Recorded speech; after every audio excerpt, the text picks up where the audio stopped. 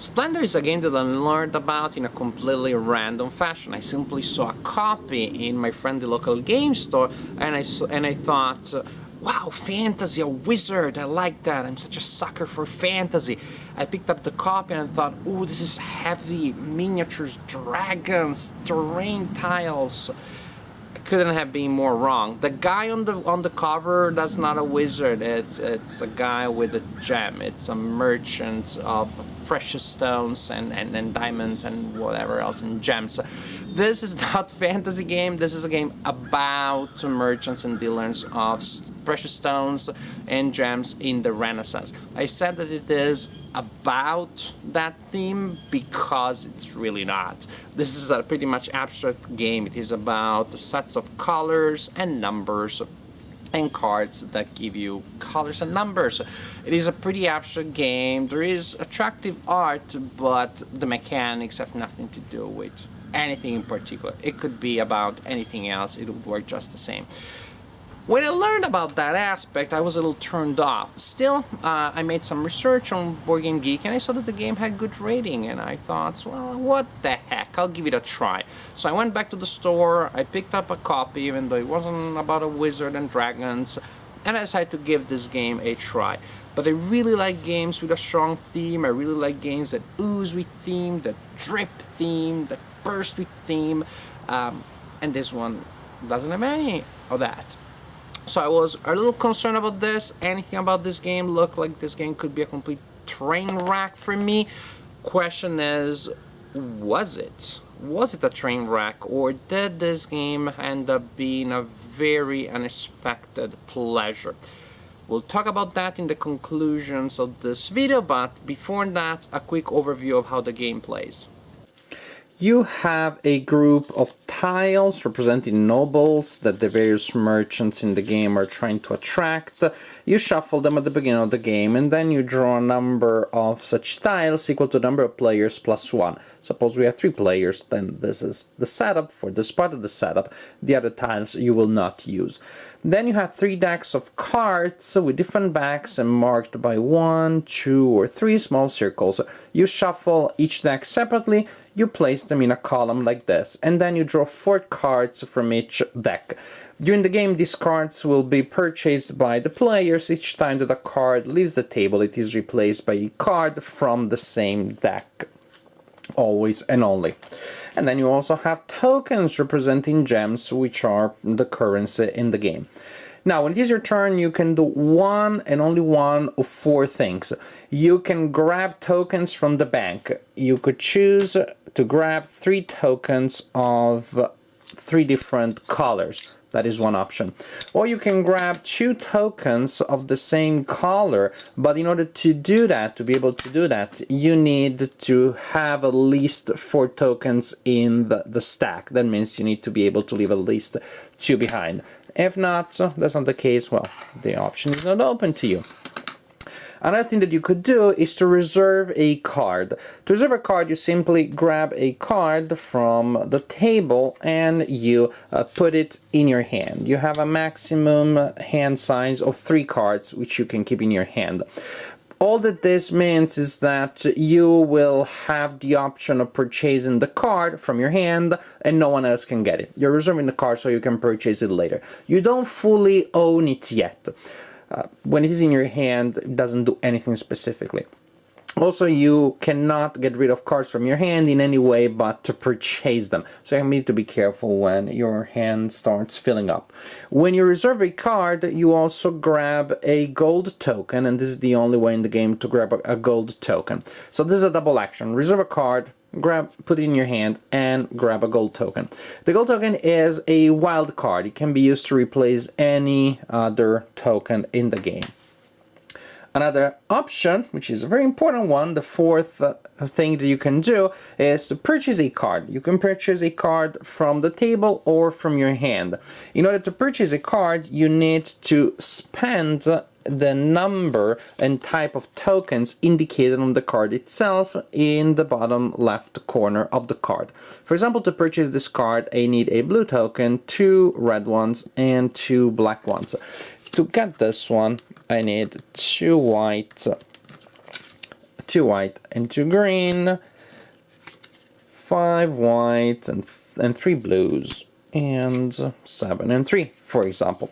But when you acquire these cards, they also can be used then as resources. You place the cards that you acquire in your area, suppose that this is the play area of your player, and you organize them by type. That is, for example, all the red cards will go like this in a column, in a pile. Column is probably a better word. All the blue ones will go together, all the green ones will go together, and so on and so forth. And then you can use the stones produced by the cards that you purchase as currency. For example, if this is what I have in my play area and I'm purchasing cards from this area, I could use these as 3 red gems, 3 red stones to purchase stuff. For example, suppose that I want to purchase this card, then I do need to pay a white one, a green one, a black one, but I do not have to provide the 2 red ones because I can show that I have them from here. Pretty much the cards that you purchase become permanent resources that you have available to you each turn. As you can see, also many cards have numbers printed in the top left corner. That is the number of victory points that the card is worth it. And the game goes until 15 points. The first player to achieve 15 points is the winner of the game. As for those nobles, at the end of your turn, you may check to see if you have been able to attract one of these nobles. To attract a noble, you need to be able to generate the exact amount and type of gems from the card, from the tile of the noble. So, for example, to attract this guy, you need to have 4 black gems and 4 red gems in your area. And when I said exactly, what I meant is actually at least this number. You can have 10 red stones and 4 black ones. This is still fine. You grab the noble, goes into your area, and simply produces that amount of victory points. So if at the end of a turn, when you total all of your points from your cards and from the nobles that you have attracted, you have at least 15, and you're the first player to get there, you are the winner of the game. And you simply continue like this turn after turn until a player goes to 15. This game made me feel things that I did not think I could feel. And I felt scared and frightened and ashamed. I was afraid, what are my friends going to think about me when I tell them that I like a game that is this abstract and they're never going to talk to me again. But I decided to face my fear and to tell the world that, heck, I like this game. This is completely different from the stuff that I like usually. But I like it. I like it a lot. I've been playing it a lot since I tried it. I loved it the first time, even though I played very poorly. I did terribly. I was behind by like 14 points. And I mean, somebody won with 15 and I was like 1 or 2. It wasn't all that bad, but it felt that way. I was really bad. And then I started figuring things out. But I saw the potential of the game immediately. I immediately loved the way in which you build up your resources, you create chains of effects as you're buying low-cost cards, allow you to buy slightly higher cost cards, and you continue like this, creating powerful things. I guess that one of the things that I really like and then made the game feel less dry to me than it could have otherwise, is the tactical aspect, if you want to call it that way, of the fact that you do need to adjust your strategy as things go along, as cards that you want to get bought, as cards that you did not expect would come out from the deck do come out from the deck. And there's even a psychological aspect. It's not just about you're playing your solitary game of building your system of gems to attract nobles. In a sense, apparently it is. You do not have much direct interaction. It is a game that people could be sleeping in the next room and not know that you're playing it. There isn't much conversation going on. Everybody's staring down at those cards and then saying, the card, gold, red, black, the card, white, gold. not much more conversation, and yet there is a lot of subterranean interaction. You do need to figure out the type of cards that other players may want to get, so that you can reserve them before they buy them, if these are cards that you want. There may be even cases in which you realize that for another player, not buying a card would be a huge disadvantage to slow down the devilish plans of that player for a while, and then you reserve it and get a gold, even if that would not be your first choice, even if you did it mainly to slow down somebody else. And you look at the resources that they have, so you also get a sense of how likely they may be of buying something that you may want. Definitely not much conversation going on, but a lot of psychological factors that you need to take into account.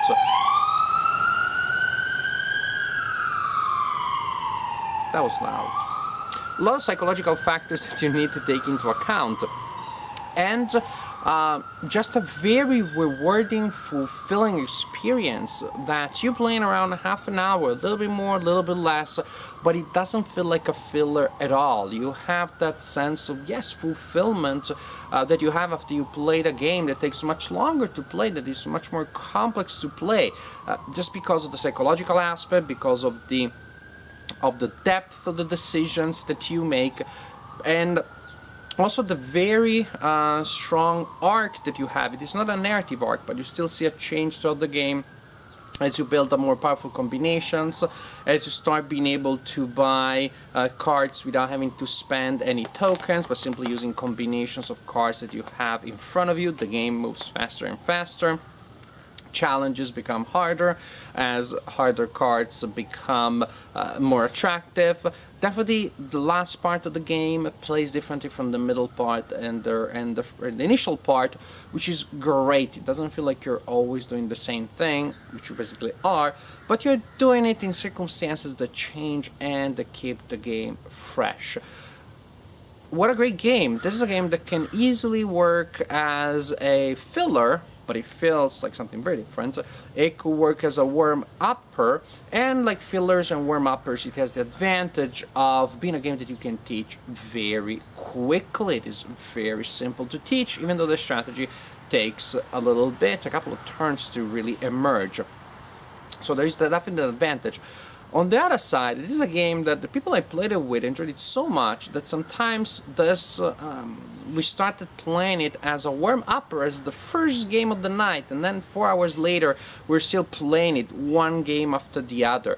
This is a game that is unbelievably addictive, precisely because it doesn't last long, but it is pretty exciting. So at the end of the game, you won the game, you think like, well, we have another half an hour, I can win again, just to show you how really good I am.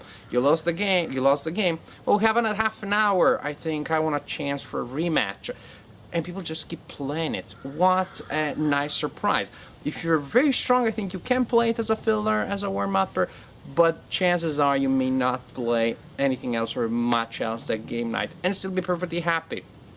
Again, it's a game that I enjoyed exponentially and disproportionately from what I thought I would enjoy it, and everybody played it with enjoyed it too. If there's one negative in this game, and I'll point it out just to be thorough, is that I personally am not a big fan of those chits, of those tokens representing gems. To me, those are really overproduced. They are heavy, they're incredibly heavy. They're large and heavy.